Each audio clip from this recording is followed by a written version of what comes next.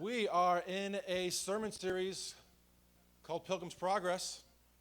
We're enjoying it. We're going through this book. It was written in the 1600s. It's a fictional fantasy story about our Christian life. That's what it is. It's all about Scripture, and it's really neat. It gives a fictional description of what the Bible just kind of alludes to as more of a symbolism. Like, for instance, today's sermon is the valley of the shadow of death. The valley of the shadow of death. My favorite psalm is Psalm 23. And it's in Psalm 23. Yea, though I walk through the valley of the shadow of death. So in our lives, there will not be some literal geographical valley that's very dark that we're going to walk through with a shadow over it that has some connection to death. So Pilgrim's Progress takes that truth, and then puts it into this fantasy story as just a way for it to come alive, as a way for it to help us. Last week, oh, by the way, if you're visiting here today, as a gift, we'd like to give you your own free copy of Pilgrim's Progress. We do ask you take one per family. They're sitting on the back table back there. On your way out, feel free to grab a copy of Pilgrim's Progress. You could read the story with us if you like. We've been doing the sermon split up with some of the different main stages of the story. Last week, Christian, the main character, took on Apollyon. It was an epic struggle. It wasn't looking good, but Christian prayed, and God miraculously gave Christian the victory over Apollyon. He was wounded, and so he made his way to the tree of life, pulled some leaves off the tree of life, rubbed them over the wounds, and he was healed. He's continuing on now. He left the city of destruction, heading to the celestial city, a.k.a. heaven, and he is approaching the valley of the shadow of death. The valley of the shadow of death. Like I said, I love Psalm 23. You know, what does the shadow of death mean? I'm definitely one of those people to where if the Bible mentions something more, it should have more importance. It should hold more weight. It should be more of a doctrinal punch to our lives. The less the Bible talks about something, I think the less we should talk about it. The more the Bible talks about it, the more important it is. I'm not sure that's true across the board entirely, but it's a pretty good rule of thumb that I'm a huge fan of. The shadow of death. You know, if something is named in the Bible 5 times, that's quite a bit. That's quite a bit. If you ever had fun typing in common things like faith or love, of course, those are some of the big ones. But so once you get past those handful of the big ones, if something is named 5 times, that's quite a bit. If something's named in the Bible 10 times, that's a pretty popular shout-out that it gets in Scripture. Shadow of death is in the Bible more than 40 times. 40 times. This is not just something that came up once in Psalm 23.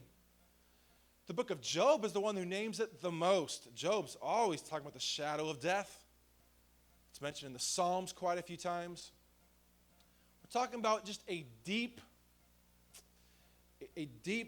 dark point in our lives, the shadow of death, as far as what it means. Just a low point with just intense setbacks hitting us all at once.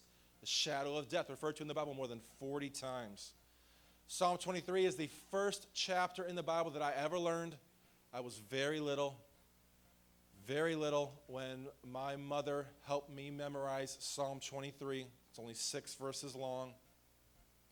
I have to say it did not mean much to me through much of my life. It did not mean much to me. It was something that I memorized. It has a neat, beautiful flow to it. It's nice. And I suppose maybe it helped me a little bit as a Christian school kid. I guess maybe a little here and there, but it really didn't mean much to me. Until 6 years ago, coming up soon, on 6 years ago, I got some very bad news that my mentor / I would even go as to say a father figure for me in my life, massive role in my life, made a horrible mistake, horrible, unthinkable, shocking mistake, which ended up landing him in jail, and he is currently still in jail from what he did. So I heard the news. Someone told me, and it was absolutely horrifying. And so I'm trying to process it. What does that mean for him? What does that mean for his family? What does it mean for me? What does it mean for my family? What does it mean for South Point? There were huge ramifications to our church here. What does it mean for the mothership in Hammond? I'm trying to process it. My brain is just glitching, like just error, does not compute. I still don't feel like I don't feel like I have fully processed it. It's just so over the top. I'm not sure my brain can really figure it out. It's very confusing and very disappointing. But the next morning, the morning after, when things were really going to hit the fan as far as the media got involved and all these things, we knew a storm, a very dark storm is coming in. And in that moment, Psalm 23 came alive to me in a way it has never come alive to me in my life. I remember posting it on Facebook. I didn't say anything. I'm not sure how many people knew about it yet. I just typed out Psalm 23 and just posted it. And if I were to say, if someone were to ask me the question, John, how is your faith still going strong? How did my faith really did not skip a beat? My faith in God did not skip a beat through that whole process. If I were to try and give explanations on why, if I were to name top 3 reasons, top 5 reasons, Psalm 23 would be on that list as far as what helped me get through it. I will never view this chapter the same for the rest of my life. So as we are about to enter the valley of the shadow of death in this story with Christian, I want to read these 6 verses at this time. Here we go. Psalm 23. The Lord is my shepherd. I shall not want. He maketh me to lie down in green pastures. He leadeth me beside the still waters. He restoreth my soul. What a beautiful one-liner. He restoreth my soul. If your soul has never been on E, that means nothing. He restoreth my soul. Especially as a kid, what does restoreth mean? What is a soul? Like you have to get to a low place in your life and be just crawling along spiritually, and then to have God come through and fill up your soul with his love and grace, and then, oh my word, that's what that feels like. He restoreth my soul. He leadeth me in the paths of righteousness for his name's sake. I mean, that one-liner takes on a whole new meaning if you've been in a place in your life where you feel like you were just in utter and complete spiritual darkness and you had no clue what to do. No clue what to do. You had no direction. No direction. You knew you are in a world of disappointment and pain and confusion. And in that moment, God's presence became very clear to you, and God showed you one step to take. That's all he showed you. One step. And you took that one step and say, wow, that was a good firm step. Thank you, God. And he kept showing you one step at a time until you slowly got through it and you got out of it. And then a one-liner like the paths of righteousness for his name's sake, when you had no clue what to do and God showed you the path, you start viewing Psalm 23 a little differently than when I memorized it as a kid, so to speak. Verse 4, here it is. Verse 4, yea, though I walk through the valley of the shadow of death. You don't stay there. You don't stay there and wallow in self-pity. You don't stay there and just exist in a state of depression for the rest of your life, just talking about the good old days before you entered the shadow of death. You don't do that. You walk through it. You walk through it. If you have to crawl through it, you have to army crawl through it, whatever it takes. Yea, though I walk through the valley of the shadow of death, I will fear no evil. Wait, and it's a great one-liner. We want all of our kids certainly to memorize this. We're still working on our son to memorize this. I think he's got the first 2 verses down, but this is a great thing to learn. But it's one thing to say, I will fear no evil. It's another thing to feel absolutely surrounded by evil and say, wow, this looks horrible. I am surrounded by evil. It is immersed. I am dripping in just evilness and wickedness. And I fear it's going to overtake me. And then in that moment, to say and declare it full of faith and doubt, because you don't know what's coming tomorrow, I will fear no evil. I will fear no evil. When it's brushing up on the shoulder and you're getting claustrophobic because there's so many evil forces you believe are working in your life, then you declare it. I will fear no evil. And then it means something. It means next to nothing for you to just know this verse. It means something to have obstacles and trials in your life that you don't understand, that make no sense. In that moment is when the verse actually gives you value and helps you. That's the time to declare it. That's the whole point. Do we all understand that? That's the whole point. The point is not to ditch God when it gets hard. That is not what it means. It's just when we say, I will fear no evil. It means that we look Goliath right in the face, even though he's like 10 times our size, way more powerful. You feel so inexperienced, and you say, I am not afraid of you. I am not afraid of you. You cannot hurt me. I will fear no evil. For thou art with me. Skipping to some of my points at the end. We see the presence of God in the valley of the shadow of death. For thou art with me. As a kid, as a young adult, and all of our lives are different, but there are points in our life before the shadow of death where we certainly want God to be real. We hope he's real. We believe, yes, certainly, everything that I've seen, I want to believe that he's real, but we're in the shadow of death. We know he's with me. It changes. God is with me. He's with me. I know it. He's my God. He loves me. He's making his presence very evident in this shadow of death. For thou art with me. Thy rod and thy staff, they comfort me. Thou preparest a table before me in the presence of mine enemies. I am immersed, surrounded by all sides by enemies, and somehow I am at peace. I am at peace right now. I know it doesn't necessarily make sense. In the presence of mine enemies, I'm moving forward by faith with God. Thou anointest my head with oil, my cup runneth over. We are so blessed. Even say that in the hard times. I am so ridiculously blessed, even today.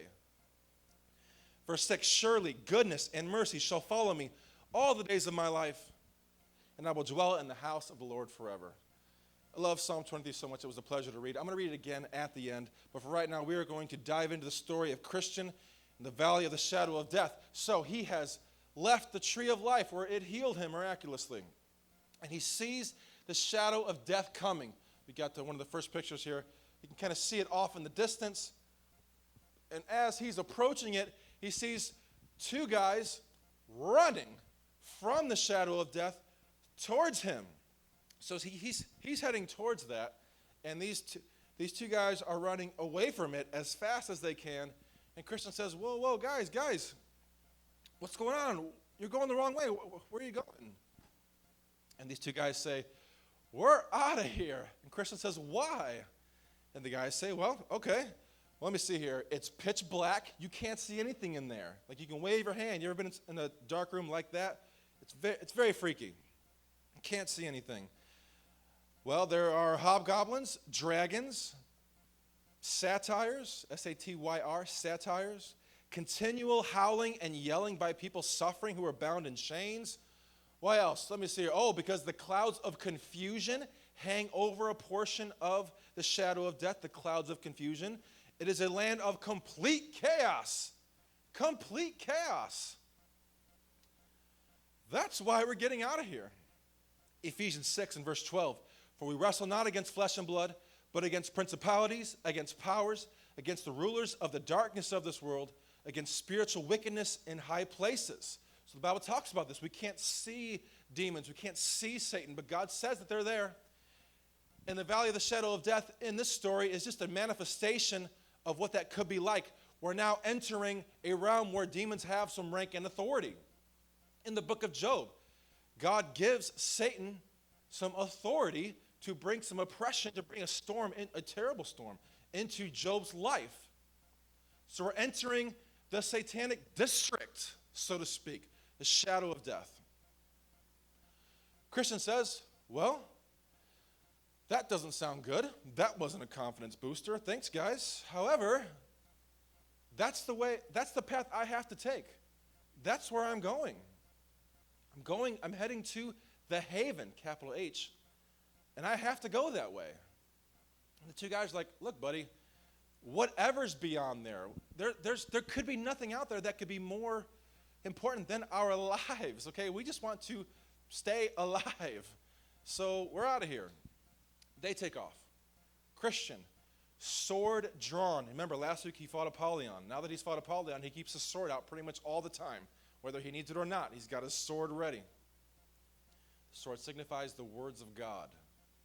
He has his sword ready, and he starts venturing into the valley of the shadow of death. It becomes a very narrow walkway. On the one side of this very skinny, unstable path, there is a deep pit. A deep, deep pit. You ever been in a high up place before and you wanted to grab a rock and you throw it off the side and you listen, you count how many seconds it takes for the pebble to drop and to hit something. 1,000, 2, 1,000, 3, 1,000. And it never drops. On this other side, one side, very steep ditch there. Other side was a boggy swamp, so to speak. You guys remember the Slough of Despond? I guess kind of like that. That was sermon 1 of the series. But worse, as far as how deep it was, how murky it was, how dark it was, and that we have hellish creatures flying around.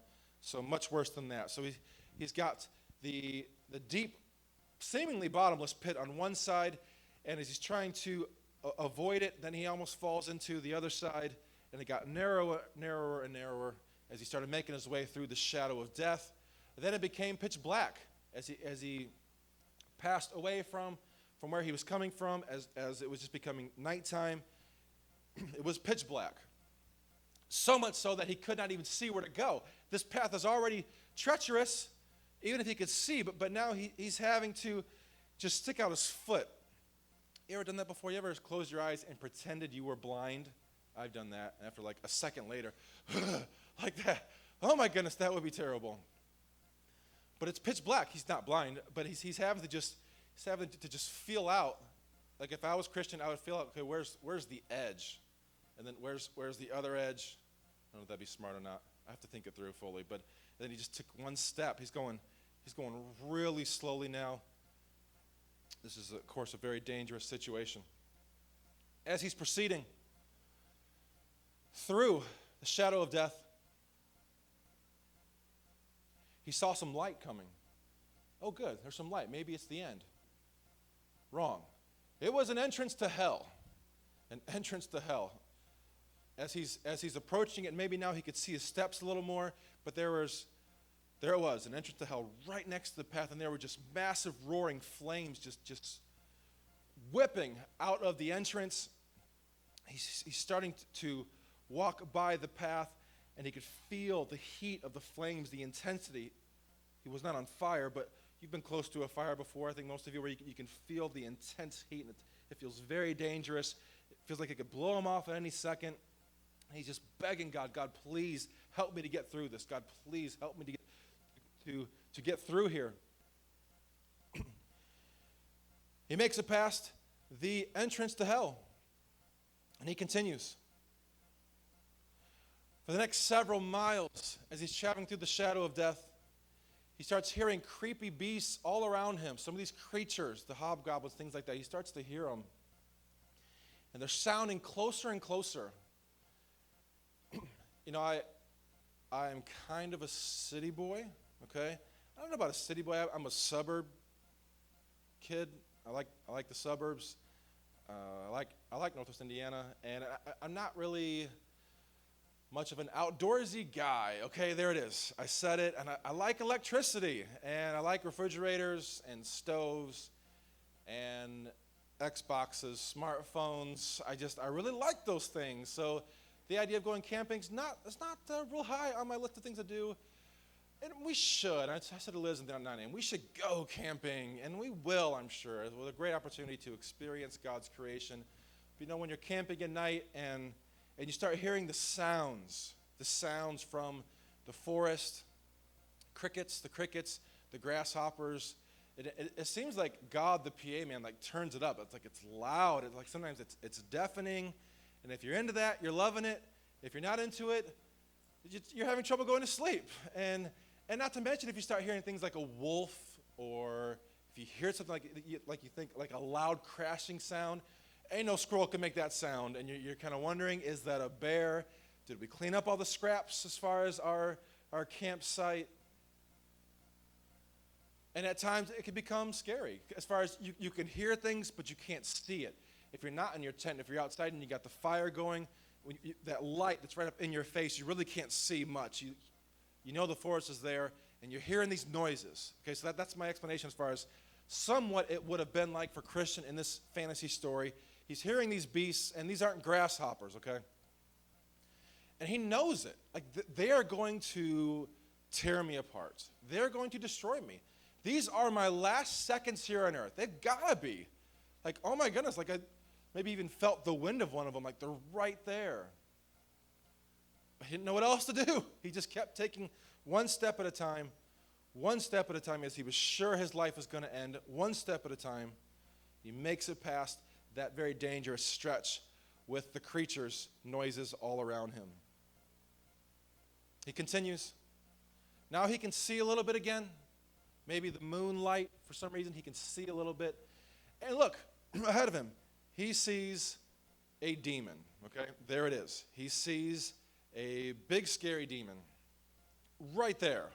And the demon's off a little ways, and the demon starts to head towards him.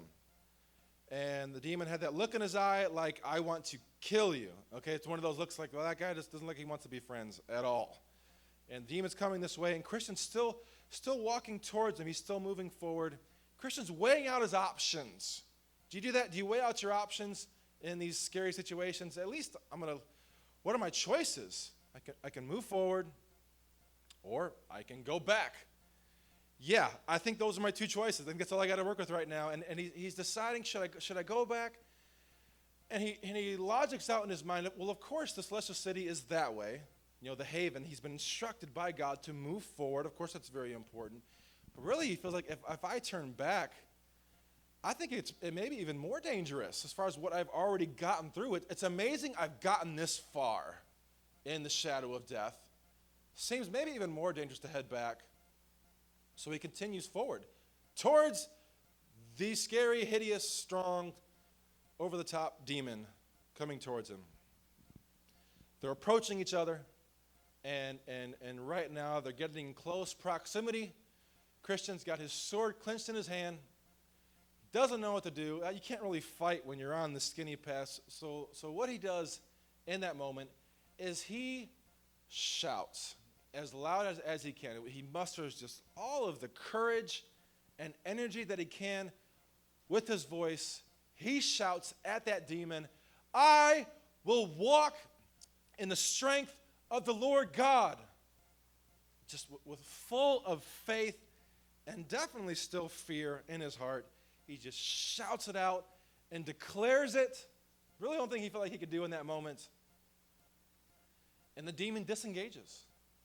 The demon disengages from Christian, and Christian does not see the demon again. Psalm 73, verse 26. My flesh and my heart faileth, but God is the strength of my heart and my portion forever. Christian just embodied that verse. He continues through the shadow of death, and he enters the district of the shadow of death where the clouds of confusion are hanging overhead. The clouds of confusion. He can't see anything. He's still moving forward. He doesn't really know what's happening. All he knows is just nothing's making sense right now. Nothing's making sense. He can't figure anything out. He's questioning everything about his life. And he actually gets so confused that he forgets the sound of his own voice. He forgets what the sound of even his own voice sounds like. As he's making his way through the clouds of confusion portion of the shadow of death, another hideous creature comes flying in and lands kind of right behind Christian, almost landing on his shoulders, but Christian really couldn't feel him. And this demonic creature starts whispering all kinds of blasphemies into Christian's ears, all kinds of horrible things, which of course is not good. Of course, that's not good. But to make matters so much worse for Christian, he had forgotten the sound of his voice, so he actually thought what this demon was whispering in his voice, this creature, he thought they were his own words. And he couldn't believe it. He couldn't believe it that he was the one saying these things. This moment right here was the most damaging experience so far on the journey. This was very damaging to Christian's mind and heart. This moment in the clouds of confusion. He keeps moving forward, even though this is doing severe damage to his heart. He continues forward. He makes it through the clouds of confusion. As he was walking and continuing, he thought he heard the voice of a man walking ahead of him, saying, essentially quoting Psalm 23:4, "Though I walk through the valley of the shadow of death, I will fear no evil, for thou art with me." Christian, as he's moving along, he's pretty sure he hears someone. He can't see because it's still very dark, but he thinks he's pretty sure he heard another pilgrim ahead of him shout this out. Christian became incredibly encouraged when he heard that for three reasons. First of all, he realized, wait a minute, I'm not the only one going through this. It's just in the pitch black. He realizes there are actually more pilgrims making their way through this. We're all over the place. But just because of the situation, I thought I was the only one, and I'm not. There's actually others just like me making our way through this life and through the shadow of death. He was very encouraged by that. Secondly, he realized God was with him, guiding him through it the whole way. He realized that, wait a minute, I should not be alive right now. There's no way I should still be standing right now. What I've been through in just the last few hours, I'm still safe walking through against all odds. God is with me. I know it. I know he's with me. He was incredibly encouraged by that. Job 9 and verse 11, "Lo, he goeth by me, and I see him not. He passeth on also, but I perceive him not. But I know it. I know it. God's with me. I know it now." He was incredibly encouraged by that. And thirdly, he was excited about the idea of getting a companion. Man, I might be able to share this journey with someone. So he speeds up his steps. He starts scooting along. He speeds up his steps as fast as he can because he wants to catch up to this other pilgrim up ahead on the journey. He does not catch up to whoever that was that said that. That person didn't know he was behind him. As he continues, the sun is rising. The sun is rising. It's the beginning of the next day. The sun is rising. It is amazing how when you're going through a tough day, just the reality of that life keeps going is just very strange. Sun, you should be standing still right now. You're a moon. This is so weird that life continues. It's the next day. It's the next dawn of the next morning. As the sun's coming up, the darkness goes away. He turns around and looks back at that narrow path of shadow of death. Now he can actually see the hobgoblins, dragons of the pit. He sees them. They're way far off now, but he can see them now. He is overwhelmed in his heart that God had protected him and that he's safe and that he can see now.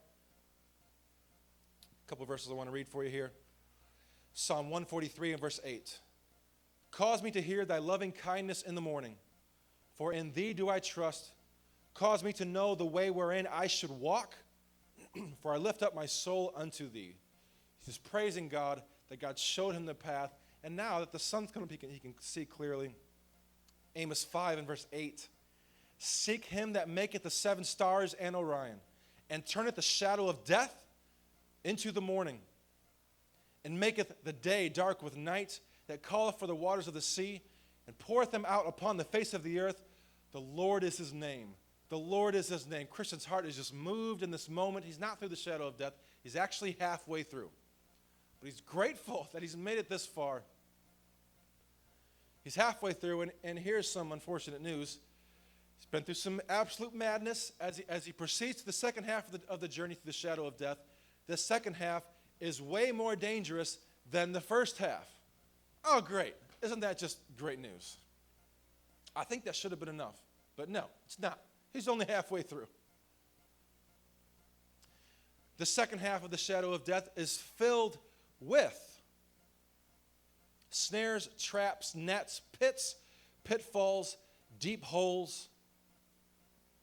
If it was dark, that pitch black would have stayed through the second half. Christian realizes it, I would have died. Christian says, if I had 1,000 lives, I could not have made it through the second half of the shadow of death. But the path was lit up because of the sun, and he slipped by every trap completely unharmed. Job 29 and verse 3, when his candle shined upon my head, and when by his light I walked through darkness. He never should have made it, but the light of day, the light from the sun, helped him pass through it unharmed. He's coming to the end of the valley finally. He sees bones and ashes of dead men everywhere, big piles of it. It signifies the martyrs of Christianity, Fox's Book of Martyrs. I hope you're all aware of that. The men and women who lost their lives to keep the Bible alive, to keep the church going so we could peacefully enjoy church in 2018. Fox's Book of Martyrs is a tip of the hat to in this leg of the story. There were two giants who dwelt there in old times. The two giants are the ones that killed these pilgrims. Those two giants' names were Pope and Pagan. Pope and Pagan. But Pagan was dead and had been dead for a long time. Pope was old and no threat really anymore. He just was just sitting there. His body was given out. Christian just walked by this giant. The giant was just kind of mumbling, and Christian just kind of passed through and made it out of the valley of the shadow of death.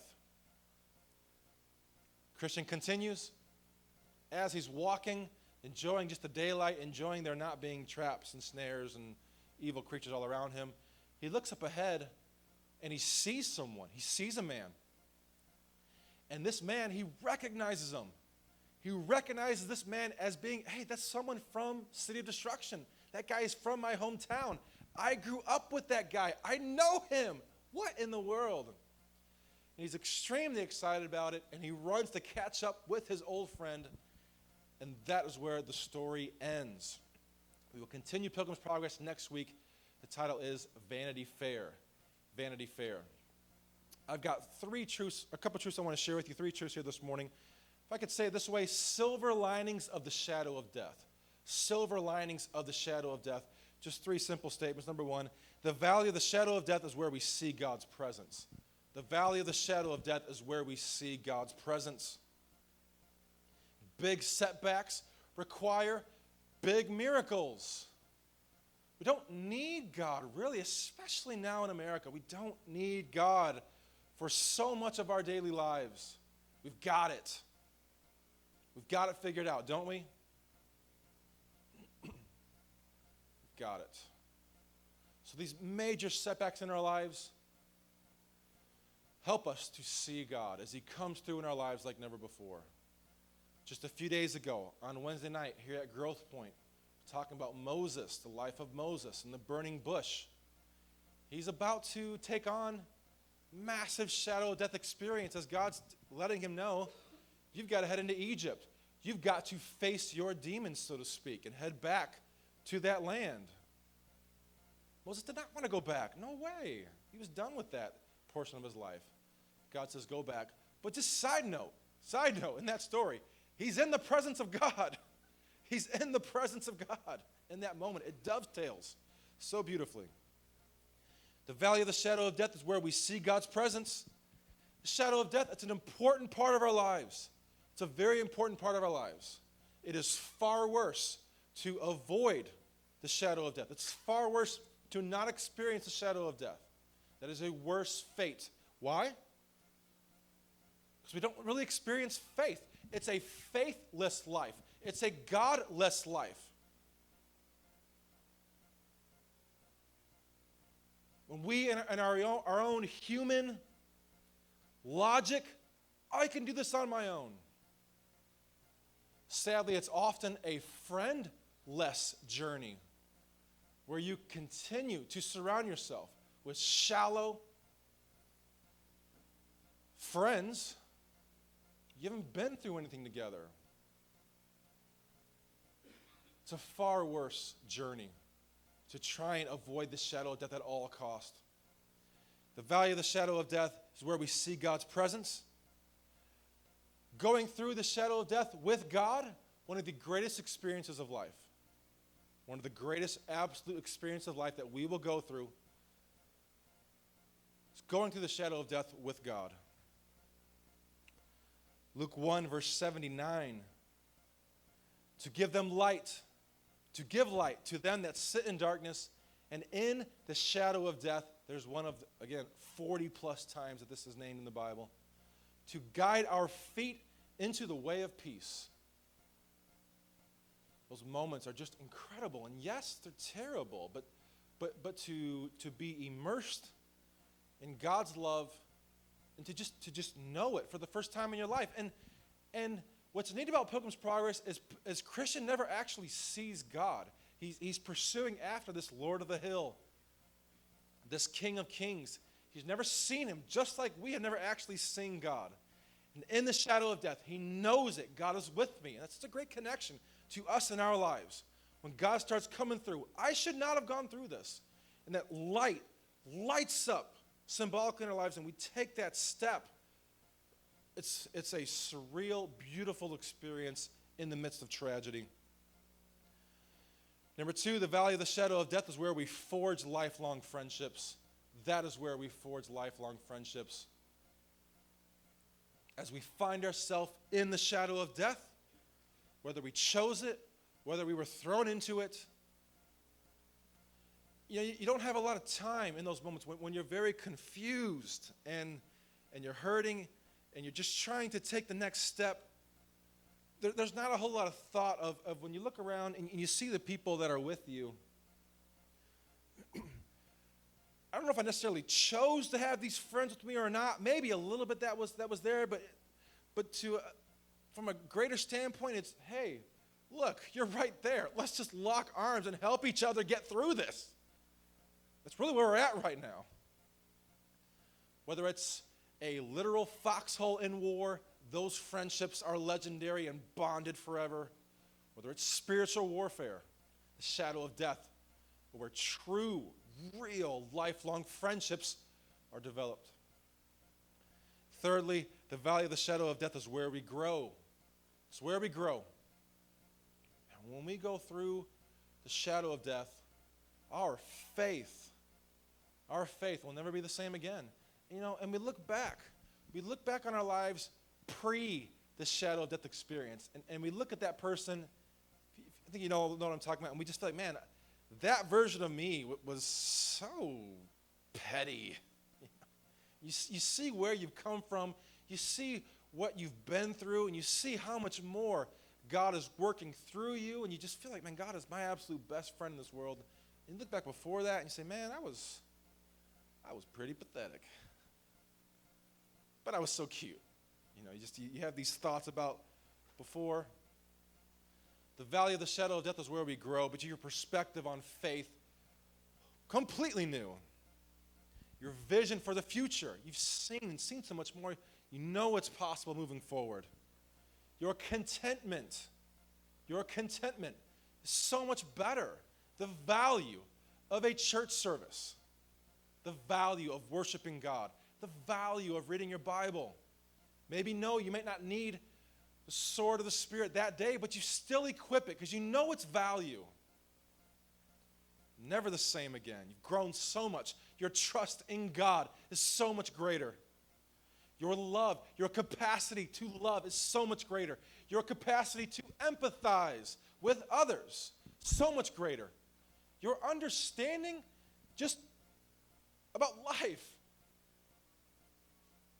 so much greater. Shadow of death is where we see God's presence. It's where we forge lifelong friendships. It's where we grow. Lastly, I'm going to read Psalm 23 one more time.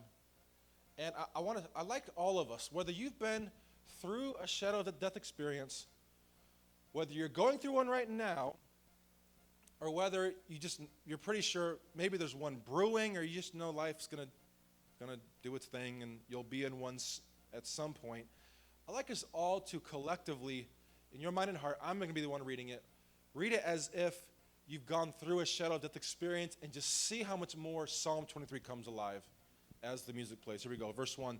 The Lord is my shepherd, I shall not want. When you've been through the shadow of death, and you know the Lord is your shepherd, I don't need anything else. I'm good. I'm good. I'm breathing. There's something to be said of that. I'm actually thriving, and I shouldn't be. I shouldn't be right now. The Lord is my shepherd. As long as the Lord is my shepherd, I'm going to be good to go. I'm going to be just fine for the rest of my life. Verse 2, he maketh me to lie down in green pastures. When you've been in the shadow of death, you appreciate that so much more. You appreciate food tastes better. Life tastes sweeter. The springtime, the flowers, the summer, the sunshine, even a snowfall, it's all stunningly beautiful all of a sudden when you've been to the shadow of death with God.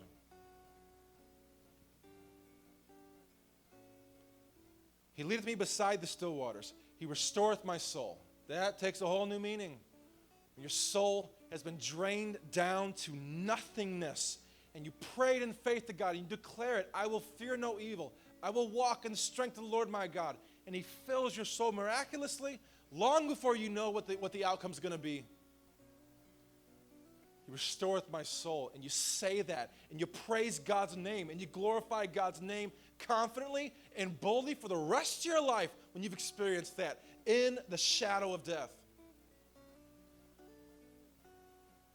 He leadeth me in the paths of righteousness for his name's sake. When you've had God show you the next step in your darkest point of life, you appreciate that. It's different now. Verse 4, here it is. Yea, though I walk through the valley of the shadow of death, I will fear no evil, for thou art with me. I know that now. I know that now. It's not just a song I've heard in church. It's not just something that was shoved down my throat, whether I wanted to believe it or not. I know it now. I know it, for thou art with me. Thy rod and thy staff, they comfort me. Last one, verse 6. Surely goodness and mercy shall follow me all the days of my life, and I will dwell in the house of the Lord forever. I am so blessed. I am so blessed. I am so blessed.